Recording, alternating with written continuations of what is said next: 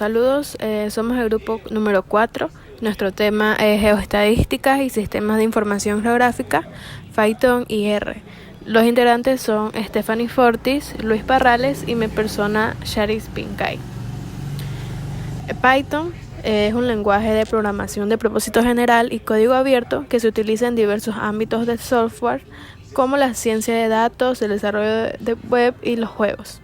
Y R también es un lenguaje de programación de código abierto, pero está creado específicamente para el cálculo estadístico y los gráficos.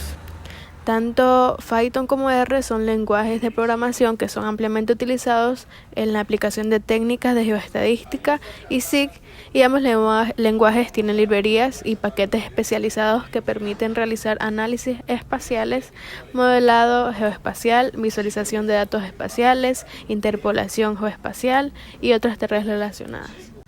Bueno, ¿cómo funciona el intérprete Python? Primero, escribes tu código Python en un editor de texto. Segundo, guardas tu código como un archivo con extensión .py. Luego el intérprete de Python revisa tu código para asegurarse de que la sintaxis sea correcta y lo traduce a código byte, que es una forma intermedia que la computadora puede entender. La máquina virtual ejecuta el código byte y también se encarga de manejar las librerías de Python que se necesitan para que tu programa funcione correctamente. Las librerías son un conjunto de funciones y herramientas predefinidas que facilitan el desarrollo de programas. Finalmente, el código se ejecuta y tu programa realiza las tareas que has programado. En resumen, el intérprete de Python actúa como un intermediario entre tu código y la computadora, asegurándose de que el código se traduzca correctamente para que la computadora pueda ejecutar las instrucciones. Para instalar Python, primero nos dirigimos a la página oficial en el navegador como python.org y nos dirigimos a la pantalla que nos aparece aquí, a la sección de descargas, y presionamos Python 3.12.4. Una vez terminada la descarga, seleccionamos el archivo y se nos abrirá y nos aparecerá una opción que nos dirá descargar y aceptar todos los términos. Le presionamos aceptar y estará instalada nuestro programa. Visual Studio Code es un editor de código fuente desarrollado por Microsoft y es muy popular debido a su flexibilidad, personalización y soporte para una amplia gama de lenguajes de programación. Python es uno de los lenguajes que se puede usar en Visual Studio Code con la ayuda de extensiones y configuraciones específicas. Bueno, primero creé un archivo que lo nombré Python Programa y ese lo arrastré hacia Visual Studio Code. Procedemos a crear un archivo el cual se va a llamar programa.py. Procedemos a buscar una extensión de Python y la descargamos. Una de las funciones de Python es que se pueden imprimir mensajes, en este caso con el código print, abriendo paréntesis, entre comillas, el mensaje, en este caso, hola ingeniero Nevares, cerrando las comillas y el paréntesis, presionamos el botón superior derecho y nos mostrará en la sección terminal nuestro mensaje. Yo les voy a hablar sobre unas bibliotecas más utilizadas en estadística y sistema de información geográfica referente al programa de Python. Bueno, tenemos unas bibliotecas llamada NumPy, que es fundamentalmente para operaciones numéricas y cálculos matemáticos en Python. Tenemos a la biblioteca Pandas, que es excelente para la manipulación y análisis de datos estructurados, especialmente tabuladores. Ya, existe también una que se llama GeoPandas, que es un poquito más avanzada, que permite leer, manipular y analizar datos geográficos de manera eficiente. Este es ideal para tareas como superposición de mapas, transformación de proyecciones y análisis espaciales. Tenemos el SIFPI, que proporciona funcionalidades adicionales para cálculos científicos, incluyendo la estadística. Esto es muy interesante porque está incluyendo la estadística. Sabemos que la estadística es muy amplia. Tenemos el PIPRO, que es una biblioteca que realiza transformaciones de de coordenadas geográficas en proyecciones. Tenemos otras como el GEDAL, que es un proceso para procesos de datos geoespaciales rasterizados y vectoriales. Dice que este es una biblioteca que distribuye software gratuitos con un código abierto. Ya, esto es ampliamente adaptado para industrias geoespaciales y detección remota.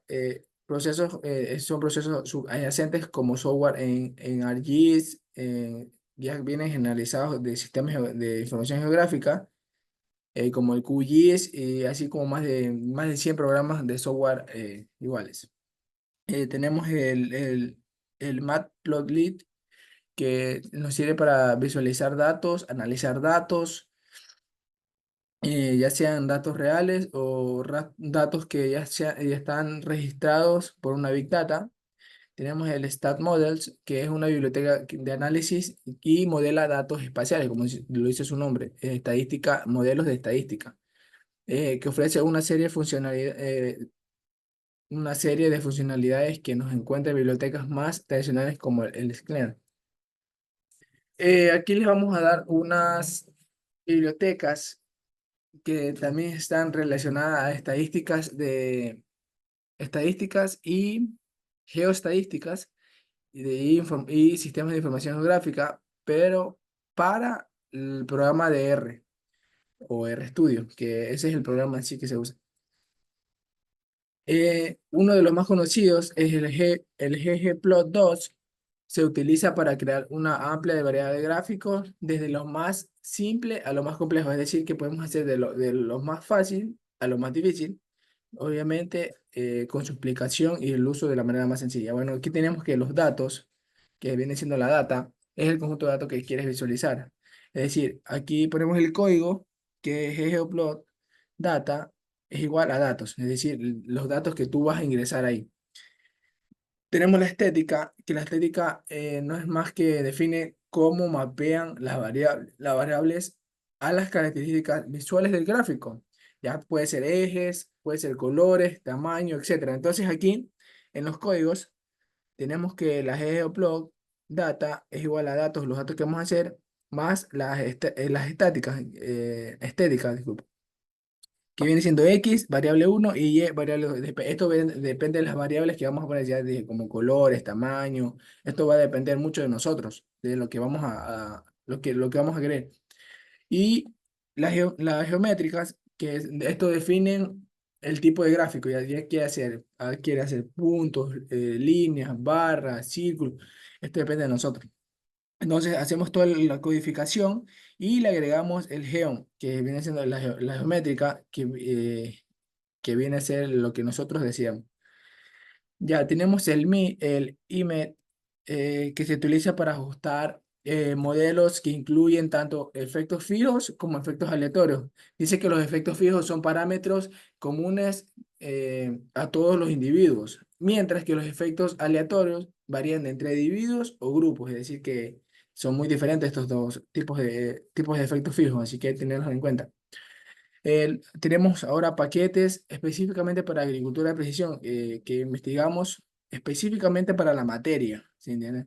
Entonces, uno es muy interesante este de aquí. Agricolae. Agricolae es una herramienta útil para análisis de datos agrícolas y experimentales. Escuchen, esto nos puede ayudar bastantísimo, que proporciona funciones para el diseño de experimentos, análisis estadísticos y comparaciones múltiples. Mire, análisis estadístico y comparaciones múltiples. Sabemos que la estadística es muy amplia, son ejercicios de desarrollo muy amplios que tenemos que, en sí, tenemos que hacerlo bien, porque si un número nos falla, nos va a fallar todo el cálculo y vamos a fallar. Entonces, existe una biblioteca exactamente para esto. Y aquí vamos a utilizar un ejemplo de datos ficticios para ilustrar el uso de librerías. Como tratamientos, mira, datos de ejemplo, existen tratamientos que podemos poner ¿cuántos tratamientos tenemos? Podemos tener dos, tres, cuatro. Bueno, aquí el ejemplo que yo les puse tiene cuatro. Las respuestas vienen siendo los análisis, el registro que nosotros llevamos sobre estos tratamientos, que son todos estos. Los bloques o los factores son los que se repiten del 1 al 4 y los tratamientos le pusimos 4. Ya, entonces, aquí sigue el ejemplo. Ya, esta herramienta o biblioteca también hace análisis de varianza, es decir, la ANOVA. Esto es muy importante porque como técnicos, y si sabemos utilizar esta biblioteca en RStudios, como técnicos podemos saber si va a haber diferencia significativa entre tratamientos. Es decir, nosotros hacemos un proyecto en el cual analizamos qué fertilizante es más efectivo para el cultivo de maíz. Decimos que acá, un fertilizante, el tratamiento uno y el tratamiento 2 son diferentes fertilizantes. Obviamente conllevan sus procesos y todo, pero cada uno es un tratamiento diferente. Entonces, el ANOVA lo que nos hace es que nos calcula el dato significativo. Esto lo hablamos más después. Entonces dice, comparación múltiples. Para realizar comparación múltiples y ver cuáles tratamientos son significativamente diferentes, podemos usar la prueba. Bueno, aquí se usa la prueba de Tukey. La prueba de Tukey nos indica qué tratamiento es más significativo que el otro, qué datos nos conviene. Entonces, como técnicos, nosotros podemos recomendar, ¿sabes qué? Estadísticamente, porque hablamos estadísticamente, este tratamiento es más significativo que el de acá. Entonces, este tratamiento vas a utilizar porque te va a dar mayor producción, te va a dar mayor eficaz y vas a tener un buen producto final. Ya, entonces aquí la interpretación de los resultados, tenemos que el ANOVA, que es el modelo, muestra los resultados indicados si hay, como dije, si hay diferencia significativa en las respuestas entre los tratamientos. ¿Cuál es más significativo que el otro? Entonces ahí vamos, desde ahí nosotros recomendamos la prueba de Tukey, que viene siendo los tratamientos, los modelos. Realizar la prueba de Tukey nos sirve para comparaciones múltiples. Es muy importante porque hay que saber muy bien. Son unas tablas enormes donde te dice el grado de significado que da cada número. Entonces, los resultados de prueba de Tukey indican cuál tratamiento son significativamente diferentes entre sí. Eso es lo que les expliqué. Ya tenemos otra herramienta que es muy, muy, muy interesante. Es la BioRad. El BioRad está diseñado para calcular el índice de radiación solar, los cuales son fundamentales en la modelización del crecimiento vegetal. Sabemos en diferentes aplicaciones agrícolas, sabemos que la luz solar le da energía a nuestras plantas. ¿En qué forma? Ellas captan la luz solar y este proceso es un proceso extenso y muy interesante que nos han explicado, que nos dice que la planta capta la luz solar y esta luz solar, esta energía química se vuelve y se convierte en glucosa, azúcar, azúcar. Ustedes dicen azúcar, ¿cómo así azúcar? Azúcar. Esto nos sirve para que la planta tenga una mayor producción de su fruto, de su alimento. Por decir, si es un maíz y tiene una gran fotosíntesis, excelente fotosíntesis, tiene sus horas luz, este te va a dar un grano de una mazorca con una buena calidad de mazorca. Entonces es muy importante saber estos términos, porque después de todo, yo no lo conocía, sinceramente yo no lo conocía, pero nos explicaron muy bien, entonces yo les transmito mi información hacia ustedes. Bueno, hasta ahí, profesor. Bueno, nos dice que la modelización del crecimiento vegetal en esta herramienta dice que calculados con este biorad son utilizados para estimar la tasa de fotosíntesis de las plantas y otros procesos ecofisiológicos. Esto es crucial en la agricultura de precisión para optimizar la producción de cultivos. Ya tenemos que, aparte de esto, también calcula análisis ambiental y climático. Dice que también es útil para evaluación de microclimas en áreas específicas de cultivo. Bueno, aquí está un ejemplo de RStudio, donde supongamos que queremos calcular la relación par en un día soleado con ciertos parámetros ambientales con altitud, longitud y hora solar. Entonces, esta función calcula la radiación solar, la radiación fotosintética activa y el lugar específico. Ya tenemos determinada la latitud, la longitud y las horas luz. Esto llevamos un registro nosotros. Bueno, tenemos la última herramienta que es Plan eh, Ecophysiologic, que es algo igual, es casi parecida a la Biorad, pero la Biorad solo mide el índice de radiación solar para el crecimiento vegetal. En cambio, esta mide la tasa de fotosíntesis de las plantas bajo diferentes condiciones ambientales como radiación solar, la temperatura y la concentración de CO2 atmosférico. La modelización de la transpiración permite que modelar la tasa de transpiración de las plantas considerando factores como humedad relativa, la temperatura y la disponibilidad de agua en el suelo. Bueno, entonces tenemos la última herramienta que es Plan Ecophysiologic, que esto no, incluye funciones para modelar las tasas de fotosíntesis de las plantas bajo diferentes condiciones ambientales como la radiación solar, temperatura y concentración de CO2 atmosférico. Ya, la modelización de la transpiración eh, permite modelar la tasa de transpiración que existe en las plantas, es decir, considerando unos factores como la humedad relativa, muy importante, la temperatura y la disponibilidad de agua en el suelo. Ya, ahora vamos a hablar un poquito sobre sobre la interacción que tiene la planta y la atmósfera. Esto facilita el intercambio de gases entre la planta y atmósfera, lo cual es crucial para entender cómo las plantas regulan su balance hídrico y gaseoso. Análisis de ecofisiología vegetal. Proporciona herramientas para realizar análisis avanzados de ecofisiología vegetal, como las respuestas de las plantas en diferentes niveles de luz, temperatura y estrés hídrico. Es decir, que analiza todos los niveles de luz, temperatura, estrés hídrico. Entonces, esto nos puede indicar, esta herramienta nos indica todos estos tipos, estas variables. Listo. Muchas gracias. Bueno, siguiendo con la explicación. R sabemos que es un software de código abierto. En este aquí podemos analizar datos estadísticos y científicos. Sabemos que este de aquí es un análisis de datos que conlleva un proceso bastante riguroso y que en cada una de sus partes tiene un proceso. Bueno, aquí le voy a presentar algunas de las lenguas de programación de este programa. Primero tenemos la adquisición de datos en las fuentes disponibles. Este de aquí nos sirve para los archivos de bases de texto y las bases de datos. La preparación de los datos.